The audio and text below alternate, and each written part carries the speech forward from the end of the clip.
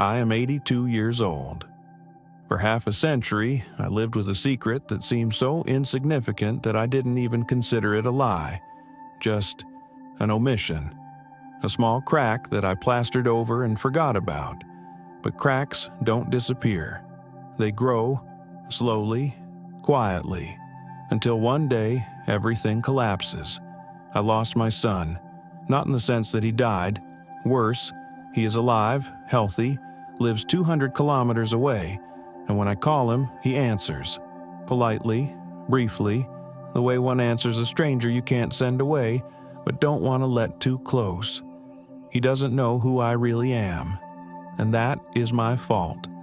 Now, you probably think you know where I'm going. You're thinking, adultery, a crime, some dark sin. No, everything is much more mundane. I concealed my weakness. I pretended to be strong when I was dying inside. I played the role of a man I never was because I was afraid that the real me wouldn't be accepted. And guess what? The real me was not accepted, because you can't accept someone you don't know. When I was 32, I lost my job. The factory closed down. I was an engineer, a good specialist, but in '93 it didn't matter. Everything fell apart. My son was 5 years old then. I found a new job 3 months later, poorly paid, humiliating for my qualifications, a loader in a warehouse, then a security guard, then something else. I worked, brought money home, but something broke inside me the day I couldn't buy my son the toy he asked for the first time. I decided he should never find out how hard things were for me, that I was weak, that I was afraid, that I had failed. I put on a mask, the mask of a stern, unshakable father who controls everything, who never complains, who doesn't show emotions because a man must be a fortress. I thought I was protecting him, that I was giving him a model of strength, that I was teaching him resilience. In reality, I was building a wall between us, brick by brick, year after year.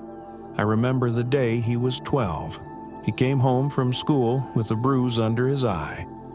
He sat down at the table, silent. I saw he wanted to cry, but was holding it back. "What happened?" I asked. "Nothing," he replied, exactly the way I answered all my wife's questions about work. I should have hugged him, told him it was okay to cry, that I also get scared and hurt, that we could be weak together, and that's normal. Instead, I said, "Men don't cry. You'll go to school tomorrow with your head held high." He nodded. He went to his room, and I felt proud. I thought I had taught him to be strong. I taught him to be lonely. Years went by. I worked 2 jobs. We bought a bigger apartment. I was proud of it. I looked at my wife and son and thought, I managed. I gave them everything I could, but I didn't give them myself, the real me. I gave them a tired ghost who came home, ate in silence, watched television, and went to sleep, who never spoke about his fears, dreams, or doubts. My wife once asked, "Are you happy?" I didn't answer. I just shrugged. She never asked again. My son grew up, went to university, found a job, got married. He had a daughter, my granddaughter. I became a grandfather, and I thought everything would finally be all right, that I could be warmer with my granddaughter than I had been with my son, that I would earn a second chance. But walls don't crumble just because you wish them to. One winter day, 4 years ago, I was sitting in their living room. My granddaughter was 3 years old. She was playing on the floor. My son was sitting next to her, reading her a book, laughing, hugging her. He was so soft with her, open, real, the way I had never been with him. And suddenly he looked up and stared at me for a long time, studiously, and he said quietly, so his daughter wouldn't hear, "You know, Dad, I don't even know who you are. I've spent my whole life trying to earn your approval, but I don't understand what makes you happy, what you feel. I know you worked, that you provided for us, but I don't know if you love me, if you ever did." I was silent because I didn't know how to answer, how to explain 50 years of silence in one sentence. "I want to be a different father," he continued. "I want my daughter to know me, the real me, with all my fears and weaknesses, because I don't want her to grow up and look at me the way I look at you, like a stranger." He stood up, picked up his daughter, walked out of the room. I sat alone, in the silence, and on the coffee table lay an old photo album that my wife had taken out for our granddaughter. It was open to a page where my son and I were at the seaside. He was about 7. He was laughing, building a sandcastle, and I was standing next to him, looking at the camera, not at him. Even in the photograph, I wasn't looking at him. I picked up the album, flipped through all the pages. In every photo, I was nearby, but not with him. I was there in body, but not in spirit, a ghost in the family snapshots. And then I understood. The secret I had been hiding for half a century was not some terrible sin. It was myself, the real me, weak, afraid, lost, the man I was so afraid to show that I became nobody. You cannot bring back time.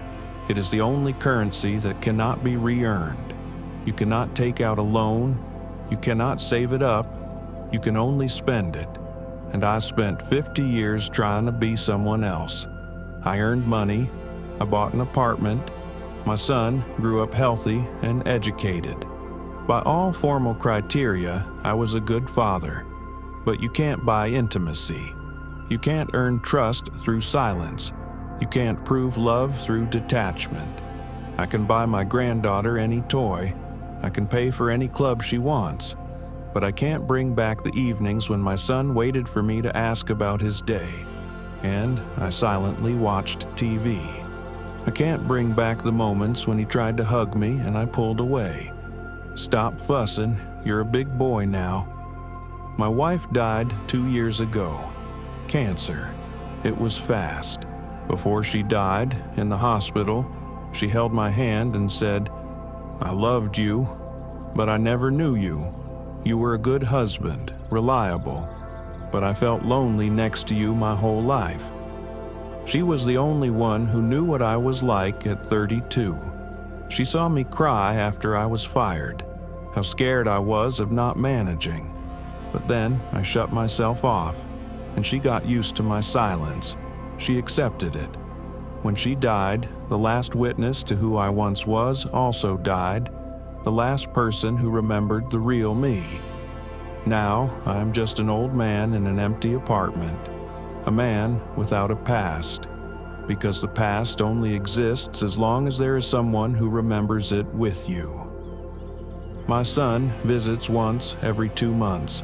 He brings my granddaughter. We drink tea. We talk about the weather, work, prices, politely, dryly, like neighbors on the stairwell. Sometimes I look at him and see a question in his eyes, the same one that was there when he was 12. "Who are you, Father? What do you feel? Do you love me?" Now I know the answer. I always loved him, madly, painfully, terribly, so strongly that I was afraid to show that love because it made me vulnerable. But he doesn't know it, because I didn't tell him. 50 years, not once. Listen to me carefully. Right now, you're hiding something. From your wife, from your husband, from your children, from your parents. Maybe it's fear, maybe it's exhaustion. Maybe it's self-doubt. Maybe it's depression that you're brushing aside. You think you are protecting them, that being strong means not showing weakness, that true love is about providing, protecting, and not burdening them with your problems. That is a lie. True love is allowing them to see the real you, with all your cracks, with all your fears, because intimacy is not born from perfection. It is born from honesty. Your children don't need an ideal parent. They need a real one. Your spouse doesn't need a hero. They need a partner, a person, not a statue. You think you have time, that you will open up later, when you earn more, when you solve your problems, when you become better, when the time is right. There will be no right time. There is only now. Tonight, when you finish watching this video, you will go back to your routine, to work, to your phone, to your plans for tomorrow. Don't do that. Close your laptop, put down your phone, go to the person you love and tell them the truth. Not some terrible secret, just the truth about what you're feeling right now. I'm scared that I'm not good enough. I'm tired and I need help. I don't know what to do next. I love you and I'm afraid of losing you. Say it, now, not tomorrow, because tomorrow your child will be a day older. Your parents will be a day weaker. Your spouse will be a day further away from you.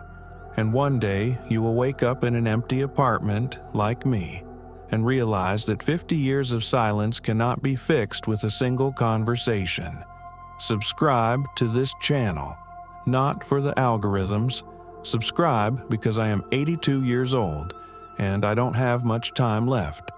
But while I do, I want at least one person not to repeat my mistake, for at least one family not to live their lives close by, yet remaining strangers.